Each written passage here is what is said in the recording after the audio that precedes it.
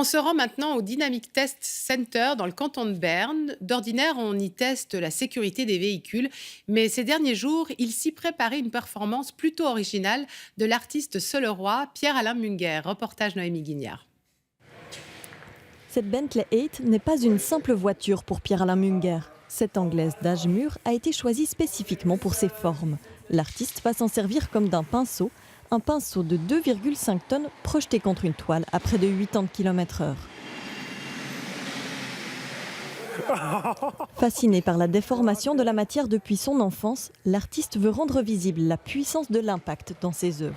Petit, j'ai toujours déformé des choses avec le marteau pour voir ce qui va se passer après prendre une force sur l'objet. Et après, j'ai commencé à reprendre ce fil pour créer des objets avec les forces, mais les forces étaient encore plus grandes, bien sûr. Depuis 2011, le Seulerois expérimente grandeur nature au centre de test des dynamiques de Vauflin. Le choc est filmé sous tous les angles par des caméras high speed.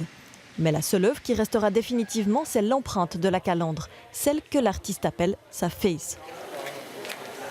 Il y a beaucoup de détails, ceux que j'ai cru que c'est bien ou des autres qui sont encore plus bien que j'ai cru.